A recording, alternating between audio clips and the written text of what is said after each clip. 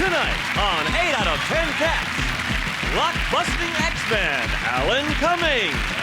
From Curb Your Enthusiasm, Susie Essman. And their team captain, Jason Manford.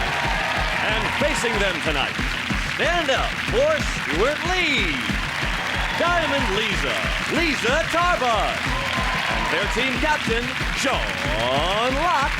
Now, welcome your host, Jimmy Carr.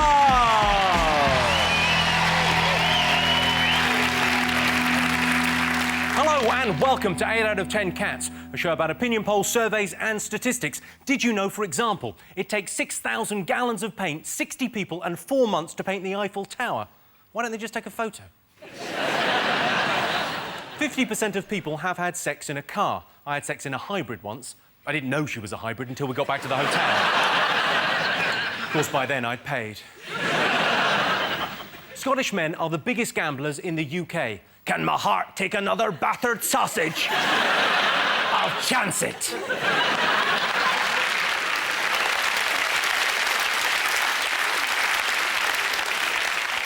The average person falls asleep in 7 minutes. So, let's get on with the show.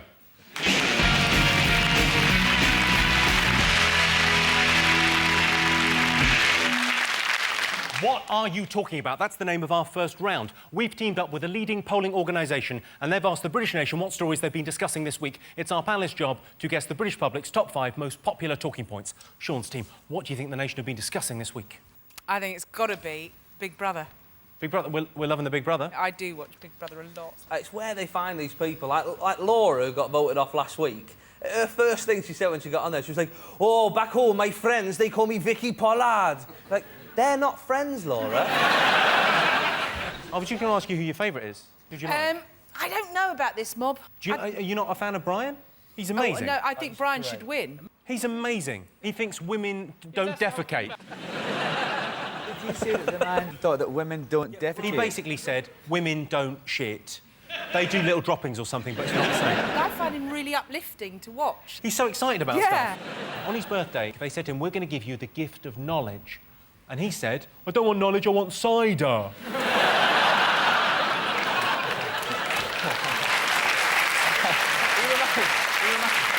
It's like reverse counselling. When I watch it with my girlfriend, like watching Chanel and Ziggy, the amount of times like she's out of order and a bit bitchy and a bit whiny, and I sort of look at my girlfriend and go, "That's you, that." Right? You know? And he's like the weirdest bloke, Ziggy. He's like a cross between Cliff Richard and Russell Crowe. He's got this weird thing in the diary room where he gets in and he sits like this. Yeah, I mean, like, he like throws a little... And he changed his name from Zach to Ziggy. Who does that? If you've already got a stupid name, change it to Phil or Steve, not Ziggy. I love it. I think it's brilliant. I absolutely think it's the best thing I've ever watched. I absolutely think it's brilliant.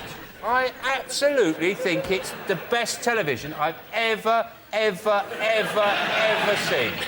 And I particularly enjoyed Fake Week. Do you know what Fake Week is? Yeah, I've just been doing a bit.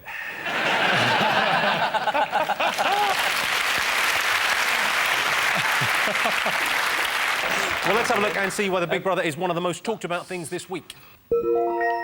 Yes, it is. Ziggy has apparently slept with Abby Titmus, which as a claim to fame is a bit like saying, I've had a coffee from Starbucks. Jason's team, what have the nation been talking about this week? It's got to be Osama bin Laden's son marrying that woman from Cheshire. Basically, this woman, Jane something or other, she's 50-ish. And 51, that's right. She's married this fella who is that mentalist's lad. And they're going to move to Cheshire as well, which sounds brilliant, doesn't it? They're waiting for the visa so he can come from Saudi Arabia. Married. I wonder if they're going to get the visa. I imagine the wait at the airport, even if they do get the visa, is going to be significant. Huge, yeah. If he comes over and lives in Cheshire, he'd be a nightmare neighbour, wouldn't he? If that ball comes over here, I'll put a plane through it. You know what I mean? It's just a really beautiful love story. I think we shouldn't mock it. Do you think they're going to remake Shirley Valentine? You know what I think? This is a TV movie waiting to happen. It's going to be Jane Seymour and Jesse Metcalfe playing those two. Mark my words. Jesse Metcalfe playing Osama bin Laden's son? Yes. He's very versatile. They've seen each other once in the past, like, 15 months or something. Yeah, but they spend like, loads of time on the phone planning the wedding. Exactly. There's a chance that it may soften bin Laden's feelings towards Western values and bring an end to this senseless conflict. Or make it worse. He's the ultimate embarrassing dad, isn't he? He's like, he says, I think the Twin Towers was bad. Do you want to see him dance? Does all Northern Soul moves.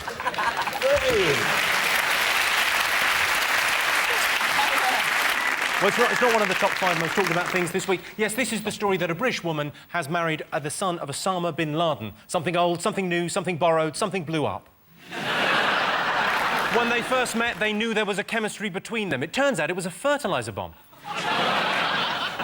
Right, back over to you, Sean, Lisa and Stuart. What else have the nation been talking about this week? Alistair Campbell's diaries. His political diaries that he's released this week, which have caused a bit of a hoo-ha. You know what I noticed, because I was reading excerpts, that there's a lot of focus on Tony Blair and his underwear. It almost has like a homoerotic quality. Like I expected to read, Tony Blair shook his hair out and sweat glistened on his naked torso as he stood there in his underwear. You notice that? He went on a bit about Princess Diana, didn't he? How she really wanted to meet him when they went and had this surreptitious dinner in Hackney. They went to dinner in Hackney? Yeah, apparently so. Yeah, Starburger. She can be herself there. They had one of those big bendy sausages. I like the fact that Gordon Brown, they said, are you going to read them? He goes, no, I'm not going to read them because I'm too busy running the country. Yeah. Like it's a train set, you know. I'm driving the country, look. Beep, beep. Well, you know, at least you guys have somebody who pretends to run the country. We have somebody who pretends to run a train set. Excellent.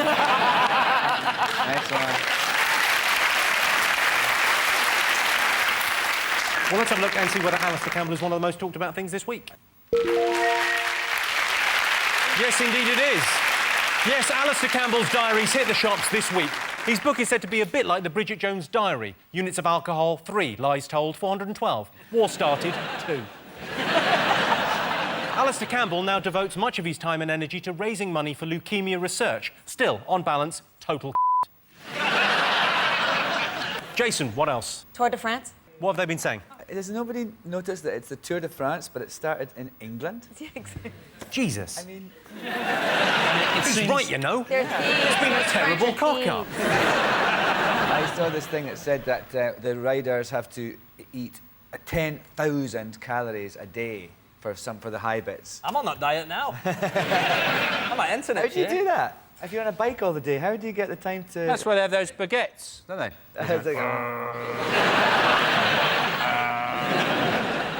I was in southern France when the Tour de France was on once, and people turn out in all the villages and get really excited and wave and everything. And in London, the main thing seems to have been that it's disrupted Meals on Wheels. Yeah. Do you see on a Saturday, the race, it disrupts us with this, disrupts Meals on Wheels, thinking, they get fed on a Saturday as well? So we're feeding them Monday, Tuesday, Wednesday, Thursday, Friday. Saturday, fend for yourself. They just put some old, you know, when you feed them on a Friday, a couple of extra buns down the chute. Of course, you lost your job as a carer, didn't you? Let's have a look and see if the Tour de France is one of the most talked about things this week. Yes, indeed it is. Fingers on buzzers. What else have the nation been talking about this week? Queen. Moody Queen. Yeah, Moody Queen. allegedly. Yeah. She's having a photo She taken. stormed off and then... The BBC have actually now said she didn't storm out. I don't think she She did. swans off. The BBC have apologised, saying events were misrepresented. Well, she had a diamond and ermine crusted robe. It's heavy. And the woman said, can you take that off? I need something a bit less dressy. And the Queen went, less dressy? What do you think this is? Yeah. I don't think she rolled her head like that, like... The Queen's a lot like Charlie in Big Brother, isn't she? When you think about it. She's not exactly a great dresser, the Queen, to begin with, all right? Don't Excuse come me. here. Don't come. We don't get the whole royalty thing in the States. Oh, you We got don't- what, no, we Barbara don't get Bush? it. I'm sorry. But she's not royalty. I don't have to walk my ass backwards to her. Well, I don't have to back into the Queen often. There was one I don't time. have to curtsy. I could walk up to Barbara Bush and say, your son's an idiot, your husband's an asshole, and you're a controlling I could do all of that. I can't do that to the Queen. No, you can do that to the Queen. We will then behead you. £280 million a year she gets, which is a lot of money. And I say, if you're taking pictures of her, you'll do what we say, all right? You're getting 280 million quid. If I want you naked with the baby, like that, or scratching your arse in a tennis outfit, you'll do it, Elizabeth. Oh, wait a minute. I've never seen her smile. It's all like, let's all jump on the American. That's because she's my queen, Susie. It's our time quite now. right. It's like my brother's a bit of a knobhead, but if you said it, I'd be like, that's my brother you're talking about. That's the rules. Although Bush is a twat. We don't know what she was asked to do by Annie Leibovitz. He may have been saying stuff like, could you just slip your top off, love, or something like that. Yeah. Well, you imagine she's trying to get the Queen to do that. or like a flake, like that. First class.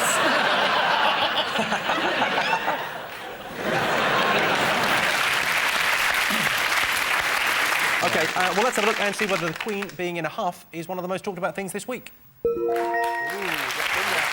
Yes, this is the story that the Queen became grumpy at a photo shoot when photographer Annie Leibovitz asked her to remove her crown. The last time the Queen was photographed with the crown jewels on her head was when Philip had the camera hidden in the wardrobe.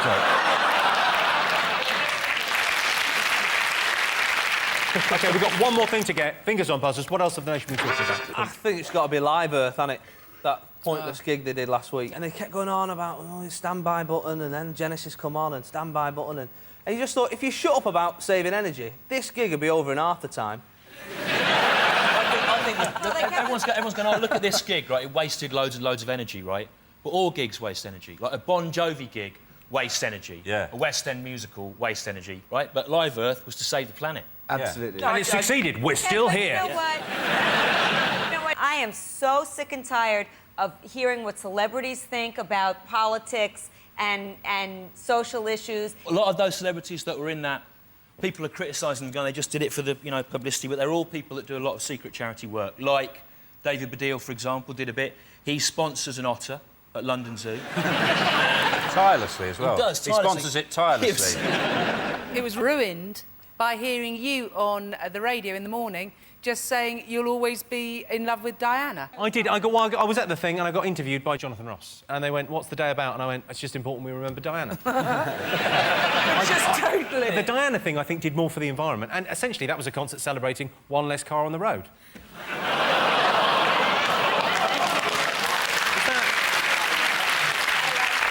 Who's out there for a bad environment? Who wants bad air? Bush is out there for a bad environment. Well, but States he's not is out there saying, let's do a whole telethon for bad environment. No, You know what I mean? The only thing Crack open the back of your fridges, let's fuck this place up. Let's have a look and see whether Live Earth is up there. Yes, it is the most discussed thing this week. The Live Earth concert was held at Wembley last week. Live Earth was a huge success. No one watched, so clearly the message of turning off your TV is getting through. Our next round is called Pick of the Polls. Our teams take it in turns to choose a picture and then have to answer a related statistical question. Sean, Lisa and Stuart, you're first. What do you want to go for? The Queen. OK, so you're going to go for the Queen there. That's Elizabeth I. This is a one-upmanship question. In a poll to find the historical figure Brits would most like to bring back to life, Elizabeth I came second. Who do you think came top? When you say bring back, do you mean, like, reanimate them from, like, they dig them up and then get loads of scientists to sort of make some kind of animatronic version of them? Yeah, no, this is a question about corpse robbing. Yes. That makes it a lot more interesting, then. I think, no, it's bringing them back to life as they were in their prime, let's say. More interestingly, how? These Well, two I've got are it here. being When I reveal the Robin answer, Hood. I will tell you how to bring back your for dead what? relatives that you missed so terribly back to life. All right, so stay fucking tuned. Got the magic. Is the historical figure supposed to take back their old job, or are they given a kind of ceremonial role? That's too many questions. No, but you see what he means? Yes. He needs a reason for it, because if they said, no, well, for science, you might say Marie Curie. No, all right, it is purely for a laugh. For fun. Is it Tintin? He's a famous artist. Rolf Harris? Yes. He's not dead. He's not dead, but let's kill him and bring him back. Da Vinci. Da Vinci is it? Yes. Good work. Come on. Yes, the historical figure Brits would most like to bring back to life is Leonardo da Vinci. If I could bring anyone back from the dead, I'd bring back Harry Potter. Sorry, that spoilt it. Jason, Susie and Alan, what do you want to go for? Bond. Let's go with Bond. All right, you've chosen Roger Moore. This is an audience poll question. It was announced this week that a new James Bond novel is to be published. We polled the studio audience and asked them, who would you call in an emergency, James Bond or Andy McNab, the famous SAS nutter? If you start ringing fictional characters when you're in the shit, you are even further in the shit. Oh, my God, it's all right. Harry Potter will come. It'll be fine. I say Bond any day. I mean, Bond, he's James Bond. Alan, you were in Goldeneye, weren't you? Yeah, I was in Goldeneye. I was in a James Bond film. So you could technically ring him. I have his number. Let's ring him now for a laugh. I'm in trouble. I've not got Andy McNab's number, so I had to ring you. Yeah. Also, the fact that there's been several Bonds means there's a chance of any one of them showing. Yeah. You don't want one of the old Roger, ones. It could be Sean, it could be... I'll help you. Fuck off, Lazenby. The last thing you need in an emergency is a bleeding actor. How dare you? Leave it, guys. Leave it. Just come up and go, so what's the problem here? Well, that was sort of an impression of Roger Moore, who's not technically an actor. James Bond or Andy McNab, who would they call in an emergency? Bond. You think James Bond. Right, 68% of the audience would call James Bond in an emergency. Of course, James Bond has a pen that turns into a gun. Andy McNab has a pen that turns into a terrible book. So at the end of that round, Sean, Lisa and Stuart have 3 points. Jason, Susie and Alan have 4 points. Join me after the break when we'll be finding out the most romantic thing men do for their wives. Welcome back to 8 out of 10 Cats. The next round is Believe It or Not. In this round, I give the panellists a simple statement. All they have to do is decide whether they think it's true or false. Let's have a look first at a clip to illustrate the statistic. Dictating is central to Barbara Cartland's routine. As he came in, seeming to fill the whole place, because he was so handsome, so different to any other men, she knew from the vibrations that came from him towards her that this was something very, very different, so different that the night with the candlelight dinner and the food she'd chosen with so much care, something wonderful was going to happen. And she was quite certain he was going to say, which she'd longed for so long to hear, I love you. How many words? 7,200. Good. Come on, boys. Walkies. It was Barbara Cartland there, writing her novel, An Orifice and a Gentle Bum. I think it's Alistair Campbell in drag. Here is your related statistic. 43% of men cite making a cup of tea as the most romantic thing they do for their wives. True or false? I think it's true. You I think think it's men are simple and women are complex, and we love you guys, but we love you in a patronising way, like kind of how you love the village idiot, you know? Can I stop you? Yes. It's patronising.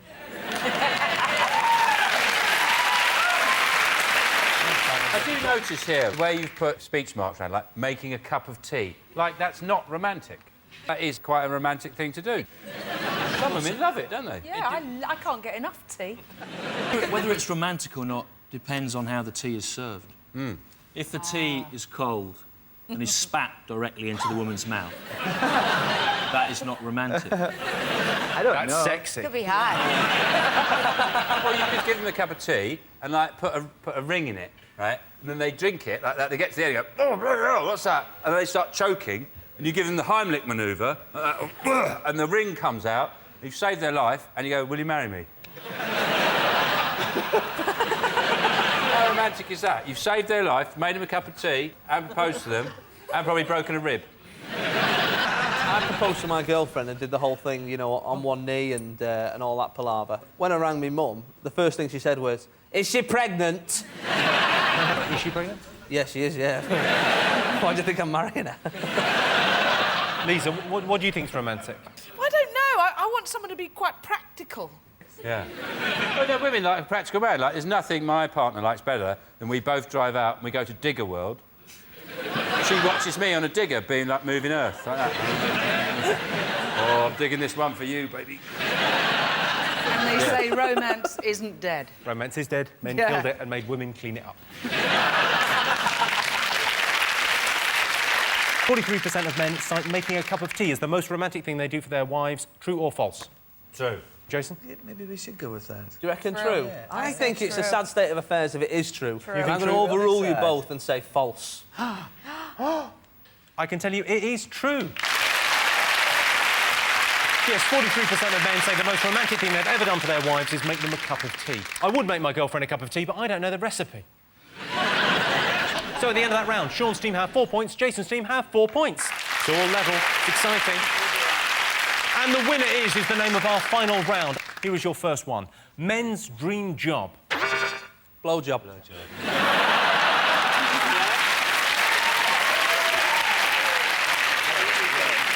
It's not what I've got on the card. I mean, OK. obviously, it's right. I think it's superhero, and I think it's the stupidest thing in the world to want, because it ain't never gonna happen. You say that. X-Men 2. Amen. We've got an X-Men on our team. What were your special powers again? I teleport. You teleport? Yeah. Brilliant. You tried to kill the president, have you not? I did. I tried to kill the president. You should have done that in real life. I fucking should have. Oh, I better not do that, because the FBI will be after me now. If you say I want to kill the president, the FBI automatically have to come and get you. Oh, well, hang on. That sounds like the best security for my house you can buy. I want to kill the president. That'll stop kids breaking in, an FBI car outside. They don't come and stay. They take you away. Oh, it's rubbish. I reckon I've got the perfect men's job. I'm a lap dance critic for the Times. Yeah. I've read those pieces. They're very good. They're informative. Yeah. So I was at Cheeky's in Brighton, and I was very impressed with Candy. It really does. An excellent show. It's Cowboy Builder, because it's like 2 wicked jobs in one, isn't it? Yeehaw! I'll have 6 sugars. That'd be brilliant. Racing driver. Exactly the right answer.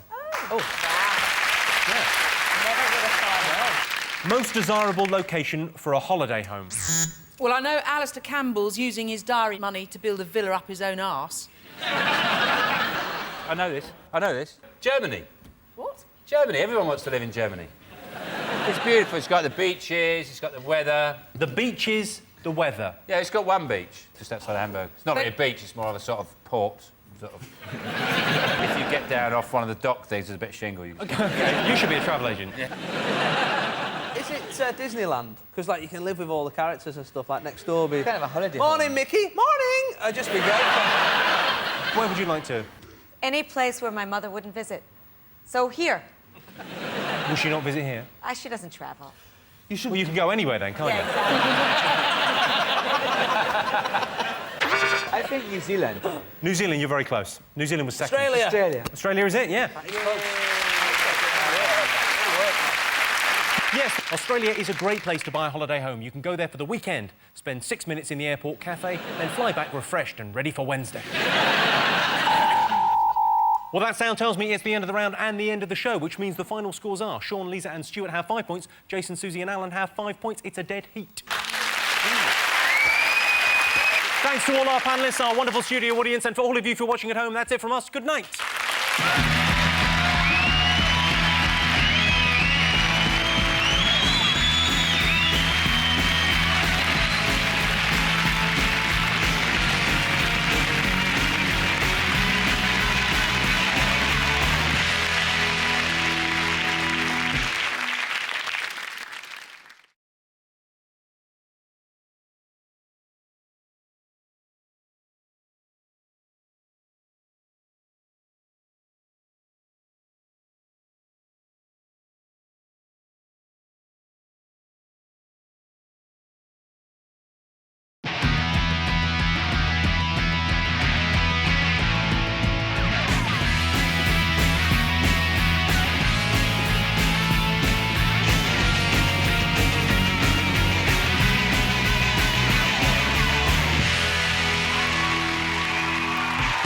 Tonight on 8 out of 10 Cats, he's no lady, David Walliam. Pop cultured, Alex Zane. And their team captain, Jason Manford. And facing them tonight, Smells Like Teen Spirit, Peaches Geldof. In the thick of it, Chris Addison. And their team captain, Sean Locke. Now, welcome your host, Jimmy Carr! Hello and welcome to 8 out of 10 Cats, a show about opinion polls, surveys and statistics. Did you know, for example, if you counted aloud for 24 hours a day, it would take you 31,688 years to reach 1 trillion? I'd say, leave it. 63% of women buy clothes but never wear them. I'd like to meet those women. And 98% of obese people think society discriminates against them, but they're too fat and lazy to get up and do anything about it. Right, let's get started.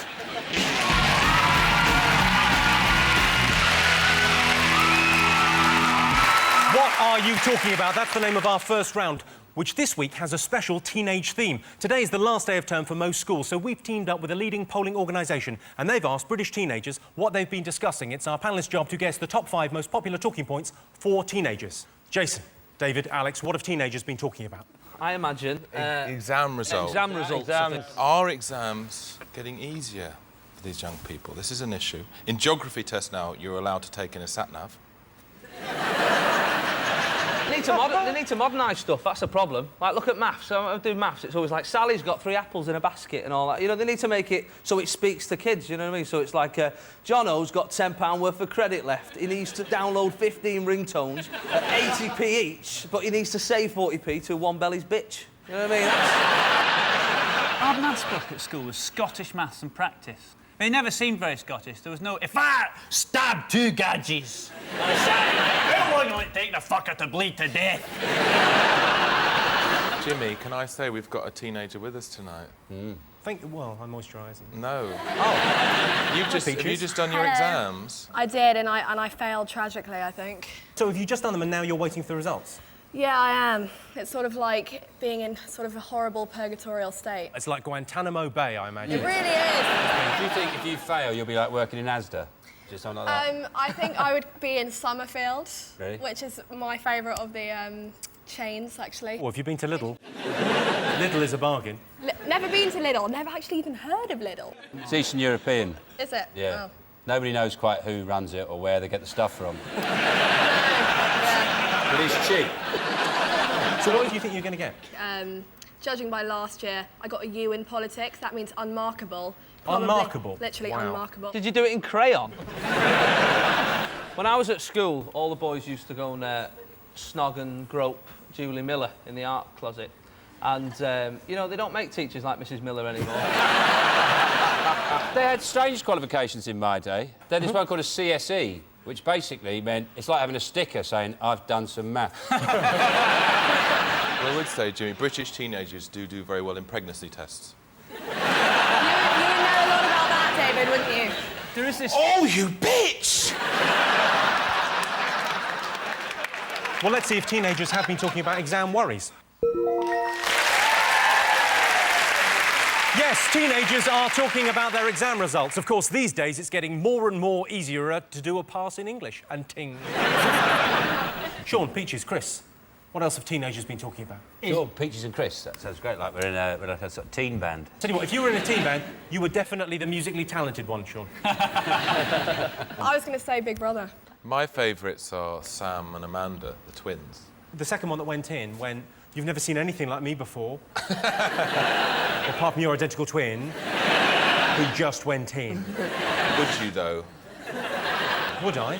I don't like the idea of disappointing 2 women at the same time. Carol? Carol works as a I think, some sort of... Gargoyle. What I do find is it's great when you get all those characters together, isn't it? You know, it's just a house full of... You know when people say, like, you've got to meet my mate, he's a right character, and they've just got a load of them in the house. It's like there's this sort of national dyslexia where the word character has replaced the word arsehole. And now they go, get me my mate, he's a right well, he's an arsehole. You know, Tracy, she entered the house looking like Bagpuss. And gradually, her hair is a normal colour hair's come out. It's gone a little bit white and a little bit crazy. She's every time she opens her mouth now, I just want her to go, Marty, where we're going, we don't need roads. I think Charlie's amazing. You can't beat these outfits, South London. They were going to make a Charlie talking doll, but there isn't enough string in the world to actually hold. Oh, God! It was more entertaining if it was just women in the house and that one bloke. Because he was in hell, wasn't he? They were like the harpies in Jason the Argonauts, those things that fly down, and the man's there and he's blind and they've got food, and he's like...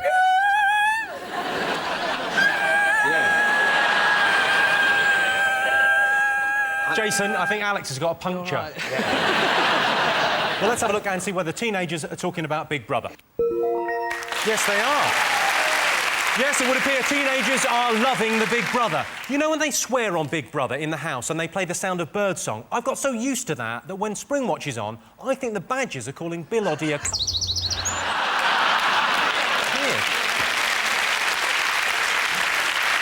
Jason, what else have teenagers been talking about? I think Harry Potter. Yeah. Because there's a new film out and there's a book coming out as well. Of course, the Harry Potter book comes out tonight at midnight. I was doing a gig up in Edinburgh last year, and there was a kid on the front row, about 8, and so I sort of made sure I wasn't swearing and doing anything particularly rude. And I looked, about 25 minutes in, I noticed he had something under his chair, and he sat on the front row. I said, "What's that under your chair, mate?" And he pulled it out, and it was the Harry Potter book. And I said, "What's that for?" And he went, "Just in case you were shit." Apparently in the book, in the new book, there 2 characters are going to die, and bookies are taking bets on if one of them's going to be Harry Potter.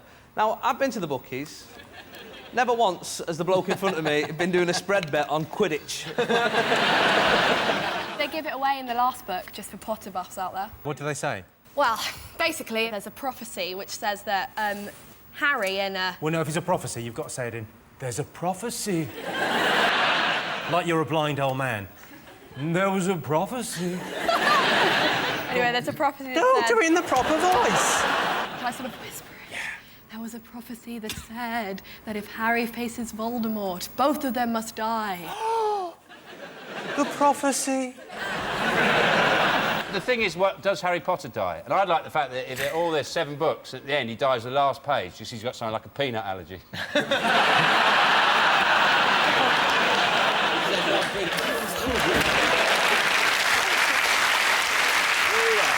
Let's have a look and see whether Harry Potter is one of the most talked about things for teenagers. Yes, of course it is. The new Harry Potter book is out at midnight tonight. I've seen a copy and I don't want to spoil it for anyone, but it's for children. Grow up. Sean, Chris, Peaches, what have teenagers been talking about? Is it the fact that they're going to put drinking up to 21? Are they actually going to? I doubt it. It's just dead easy for kids to get pissed these days because all the drinks taste nice. Basically, it's the alcohol pops, isn't it? Which is what we used to call my granddad. But... Are they going to make smoking? You have to be 18 to smoke now. Yeah, 18 to buy cigarettes. If you're worried about the health issues of young people smoking, just send them into the garden. OK, I can tell you drinking and smoking is not in our top 5 most talked about things for teenagers. Oh, fiddlesticks. But lots of teenagers are talking about drinking and smoking. At 14, you're not allowed to drink alcohol, but you are allowed to go to the pub on your own. Which begs the question, what would you be doing? Sitting there going, "Yeah, Jack, she doesn't understand me. Another lemonade." I wish I'd have known that rule when I was 14. That'd have been brilliant. You know, at the end of the day at school, just walking in with the other workmen. Fucking what a day. What a day. I better get home, she'll have me spaghetti hoops on the table. Fingers on buzzers, what else have teenagers in Britain been talking about? Is it the potential getting back together of William and Kate? It's sort of the royal family's attempt to get their popularity back amongst young people. So I think if the royal family actually wanted to get any popularity back, they should behave like a proper monarch again. The Queen, you know, leading us into battle. That's when I see the Queen in Iraq on a white stallion going, "Come on, lads, charge!"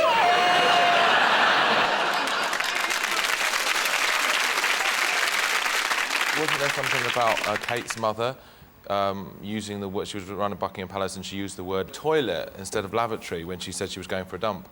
And they kind of thought, "You're not posh enough." And she says to the Queen, "Don't go in there for a bit." Apparently Woolworths are designing a Will and Kate pick and mix set. I thought that pick and mix reminds me of the royal family in that you never realise how expensive it is until you see it and you go, "Fucking hell, I'm putting Prince Philip back, you can fuck off." This is the mug that the Woolies have designed. They've got all the stuff ready in case they get engaged. He looks like he's wearing lipstick. You're wearing eyeliner, you big puff.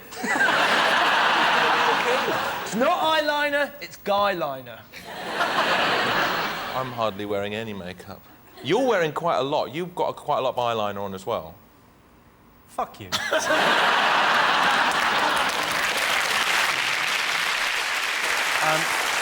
Let's have a look and see if Kate and William are in the teen top 5. Yes, teenagers are talking about the royal romance. Camilla has already given the couple her blessing. Well, she stamped twice. Right, one more thing to get. Fingers on buzzers. What else have teenagers been talking about? Is it the finer points of European tax legislation? I'll check for you. I don't understand teenagers. MySpace, Facebook, all those things. It's a way for young people to sort of get to know each other. Why are you two holding hands? I'm holding behind the his desk? hand and he looks uncomfortable. I'm all right. It's just friendly. It's just friendly. We're just friends. That hand has touched Abby Titmus. Whose hasn't?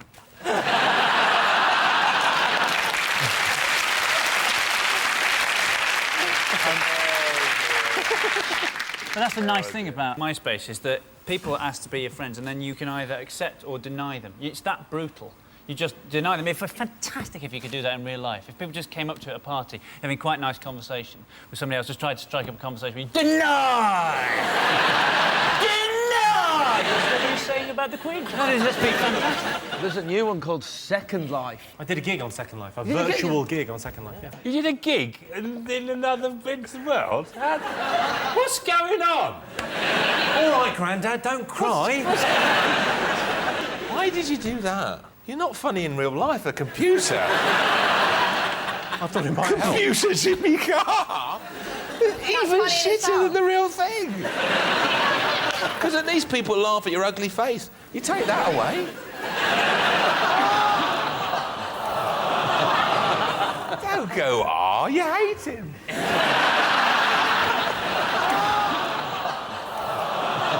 Oh, you're milking it now. Yeah. It's friendly banter. OK, let's have a look and see if teenagers are talking about the internet. Most talked about thing. Yes, teenagers are talking about the internet. If you go to YouTube, you can see a video of me putting my MySpace onto Facebook. I uploaded onto Facebook the other day. Now, I've got to buy a new keyboard. Right, well, at the end of that round, I can tell you that Sean's team have 2 points, Jason's team have 3 points. Our next round is called Pick of the Polls. Our teams choose a picture and then have to answer a question based on a related survey or statistic. Sean? The dinner lady. You've chosen the dinner lady. It's a poll with a whole question. 42% of children think dinner ladies what? Piss in the dinner. Piss in the dinner? We had dinner men, I always thought they wanked in it.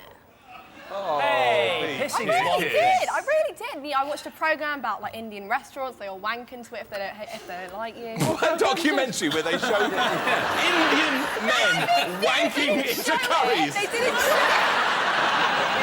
Here they are, wanking into the chicken korma.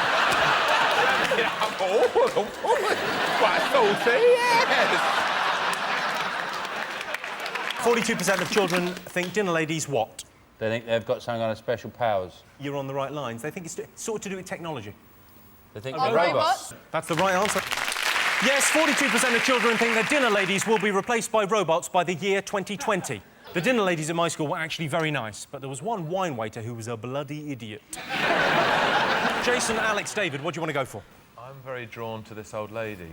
OK, this picture represents grandmothers, and it's a poll with a whole question. 7% of grandmothers have recently what? Gotten up early and then fallen asleep on the couch like they do every fucking day. Sellotaped a pound coin to a birthday card. And then inside written, there you are, buy yourself a CD.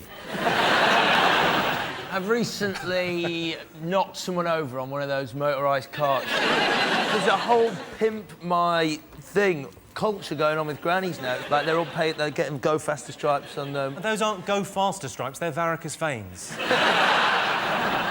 It involves water. Water skied. Swum. Swum, you're devilishly close. It's a special type of swimming. Drown! 7% of drown! That's a special type of swimming. A type of swimming. A type of swimming. But what a swimming move. Do you mean a stroke? Had a float. Had a float. Can you please stop getting... You're getting so annoyed. What is it? What is it? What is the answer? What is it? Tell us, tell us, tell us, tell us, tell us, tell us, tell us, tell us the answer! What is it? I've gone skinny dipping, yes. Yes, that's the answer.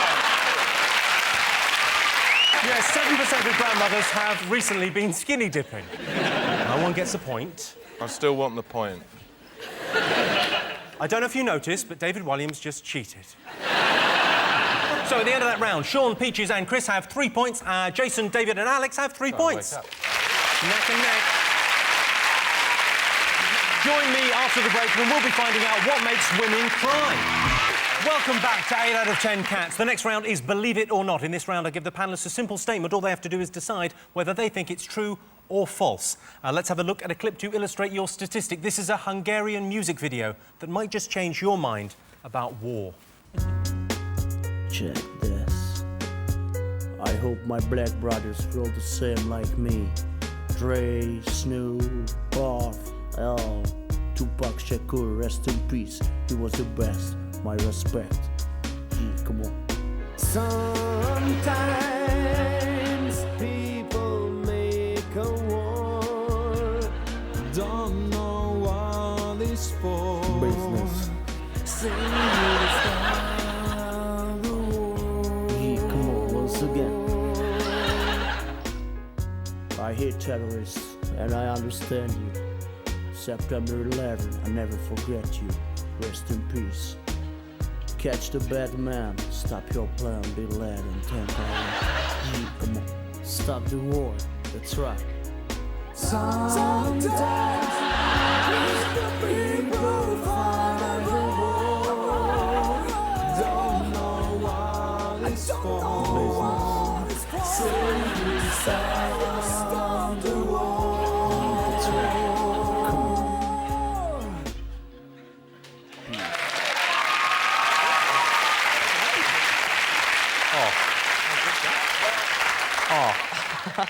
No, I'll be fine. Just got something in my eye. Business. Here's your related statistical question. If they were granted one wish, only 7% of Brits say they would wish for world peace. Is that true or false? I think people know that world peace is unrealistic. It was an idea in the 60s, they had an idea, there'd be a chance of world peace. Yoko Ono, she sent all the world leaders an acorn. She said, rather than fight wars, why don't you plant this acorn and watch it grow? And I just think it's a shame, just before she licked the envelope, she didn't ask anyone whether it's a good idea. Biggest waste of stamps and acorns in history. Not that there's any other competitor in that particular field. Whenever someone goes, do you want one wish? You go, yeah, 3 more wishes. It's the classic thing, that's how you outwit the genie. There is a rule where you go, you can't wish for any more wishes. It's like an ombudsman of genies. And they go, you can't do that, you can't do that. And like, for example, who do you complain to when you say, oh, I wish for a knob that can touch the floor and he takes your legs away. You know what I mean? The genie ombudsman, that's where you go. Peaches, what would you wish for? Unlimited amounts of money. What do you wish for, David? I'd like to meet Mr. Kipling. Befriend him. Because is he real or not? There must have been a Mr. Kipling at some point. Actually, can I change my wish and say I'd like to meet the banker from Deal or No Deal? No, you can't. You've already had it now. Can't change it. Can't change it. You're stuck with unlimited money. Yeah. Most of the people who believe in world peace get assassinated. Martin Luther King, Gandhi, Elvis. Bono. Yeah. Go on, so you're saying it's... True. True. You're saying true. Only 7% of people would want world peace. OK, true. What do you think? We're going for true also. You're going for true? OK, so you're both going for true? Well, I can tell you that the answer is false. Encouragingly, 22% of Brits would wish for world peace. Nice. It's a nice thing. I think we should put aside our differences and concentrate on what we all have in common. We all love to fight. So at the end of that round, it's 3 points for Sean's team and 3 points for Jason's team. And the winner is the name of our final round. Here is your first one. Top thing that makes women cry. Is it mentioning at dinner that they have a little crumb in their moustache? Is it sexist old men? What, love? Is it sexist old men?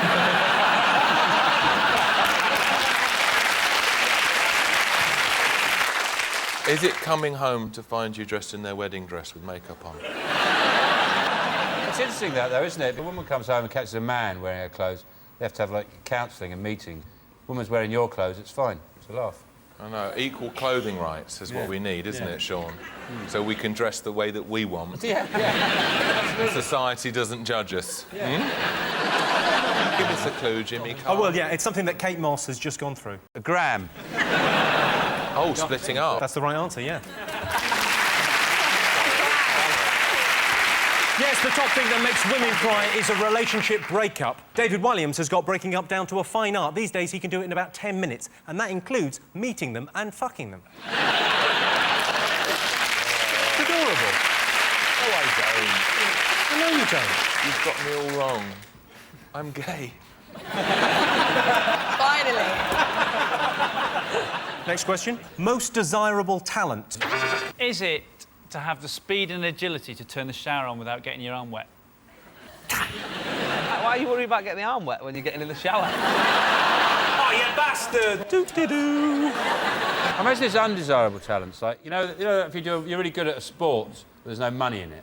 Like, if you're really good at archery, you're like the Federer of archery, 5-time world champion, but you're still living in a caravan. Is it dad reversing? When your dad reversed, like, hand over the passenger seat, like that. In the back, heads down, lads, head down. Legend. I'll give you a clue.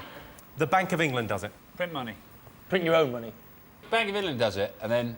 Yeah, that's the clue. I can tell you the answer. That's a different thing. I don't want to get vicious again, because I can get vicious with you. Whoa, Tell us the whoa. answer and then you... Tell us it 5, 4, No, 3, 2, 1. All right, I'll tell you. Jesus Christ. No, you haven't got any fucking questions right this evening. You've got to get one right. Sit down. White trousers, I mean...